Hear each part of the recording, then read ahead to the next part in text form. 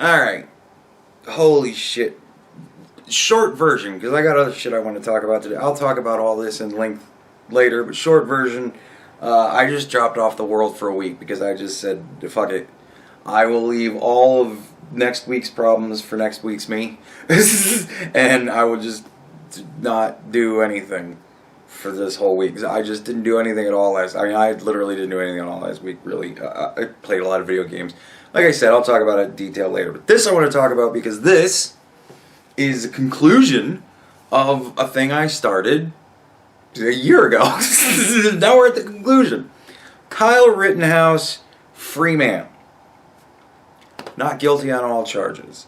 It was pretty obvious. It was a sad trial. Like, I didn't sit around and watch it because I was just like, I know how this is going to either wind up and be right or wind up and be wrong.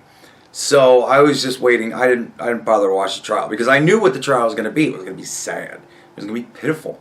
When you start with a conclusion and try and shoehorn all the facts into place to make the conclusion reality, it doesn't go very well. And it went about as expected. Every time I did, like, hear part of the case or saw something that was going on or somebody tweeted a clip or something like that, I would watch it and I'd be like, yeah, that's pretty much what I expected. Them just kind of going, ugh. And it was really sad, like, the shit that they did, the stuff with the video. They gave them this shit-ass, grainy, SD version of a thing that they had, like, super HD of. And, like, man, it was fucking pitiful. The arguments that went on between the judge and the prosecution, shit was just sad. It was just fucking sad. Because they decided he was guilty before they looked at any of the facts. The thing that I think is funniest about all of this is that all of a sudden, people learned from the trial shit that I knew like days after it had happened. Like, people learned all of a sudden, oh, he was chased around and, like, kicked and punched and hit by this dude before he wound up shooting him. And this guy hit him with a fucking skateboard a couple of times before he shot him. Like, people just learned all this. I'm like, I watched the video of that shit days after it happened. How did you just find all this? So all of those people, anybody who tells you, oh, well, I learned during the case. No, you didn't. You ignored before the case. And then you learned it during the case because you had no other fucking choice. At that point, all the facts were coming out, and you couldn't argue with that shit because it was in court. You didn't learn it. You chose to know it. You chose to face the reality of it. You didn't learn it after the case. You chose to face the reality of it. Everybody else knew, because anybody else who was paying attention to that shit watched the fucking video. Every fucking journalist, any and every journalist who says, oh, I learned during the case, you are totally discredited. Because if you want to call yourself a journalist, bitch, you knew a year ago. Fuck you. You didn't just find out after the case. So, yeah, that was fucking pitiful and sad. The president, holy shit. The fucking president comes out and says exactly what he should. The jury said what the jury said, and there you go. It's just a justice system that worked. And then Kamala Harris came out and said, oh, this is so disappointing. This is such a miscarriage of justice. And then President Biden came out and said, well, I'm really disturbed about the fact that the man that defended himself got off with defending himself. I find that very disturbing. I find it very disturbing. Anybody who finds the results of the case disturbing. I find you very disturbing. If you don't get it, then you're very disturbed. And now we come to the new shit that happened, I guess, either today or yesterday. Now, look, we don't know everything that happened. I certainly don't know everything that happened. I've just come back into the world today. I just started paying attention to shit today.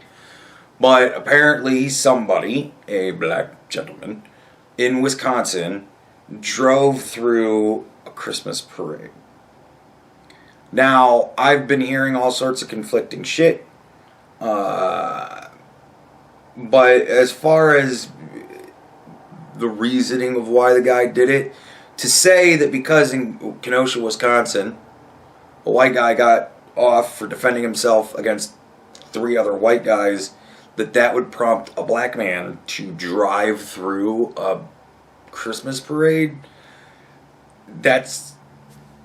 I'm gonna need to have that, like, out there somewhere other than people on fucking Twitter, because right now that's not being said by any news source. It isn't being said by him or any of the people involved in investigating this. So I don't know how much I buy that. I have also heard that the reason why he went through the Christmas parade is because he was fleeing the scene of another crime. I don't know as to the validity of that.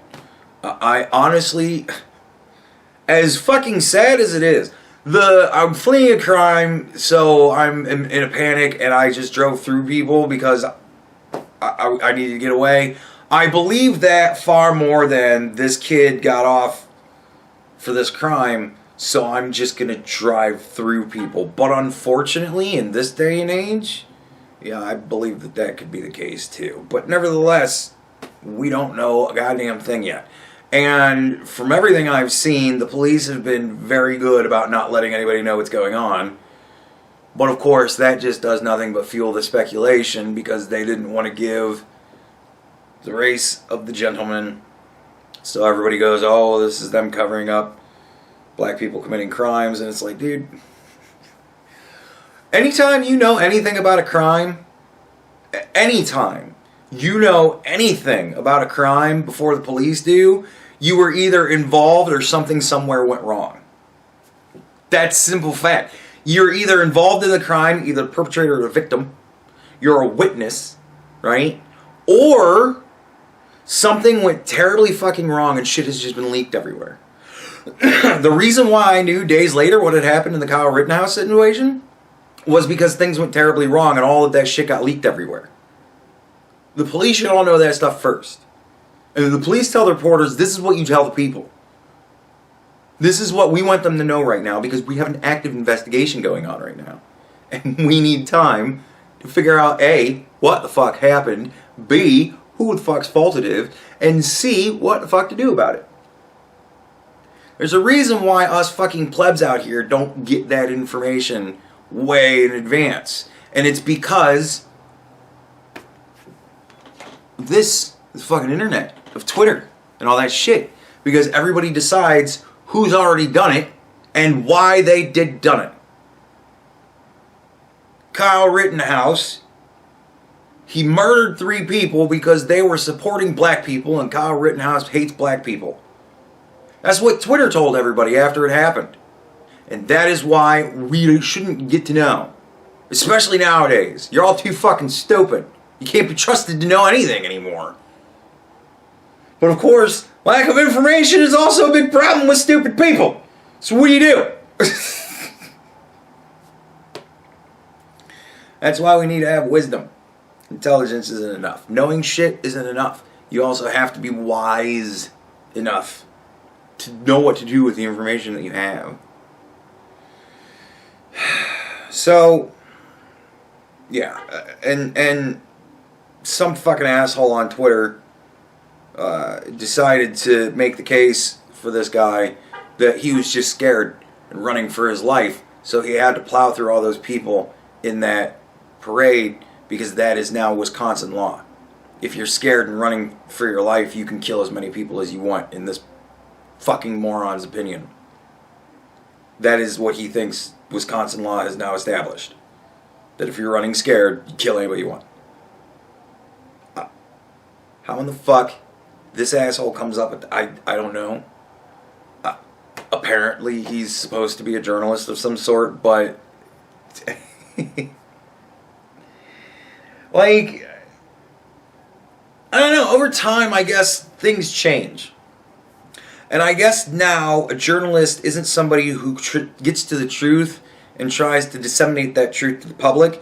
Now a journalist is somebody who tries to get people upset so that they can get the next big juicy massacre so that they can like be a part of it. They're fire starters now. They set fires and then they sit back and watch. They're the fucking Joker. They just want to watch the world burn so that they can report about it. So that they can get Pulitzers for talking about the problems that they start. That's just like what a journalist has become now. They're no different than arsons. Arsonist and journalist, they should be in the thesaurus next to each other because they almost certainly have the same definition now. Like, it's fucking disgusting. Again, people are just disgusting, and nothing is disgusting when you're winning. And right now, everybody on the left really truly thinks they're winning, and so nothing is disgusting to them. And we're really seeing what that means with shit that they say and things that they do. Now that they're winning, now we get to see really how sick these people are, because again, nothing is disgusting when you're winning.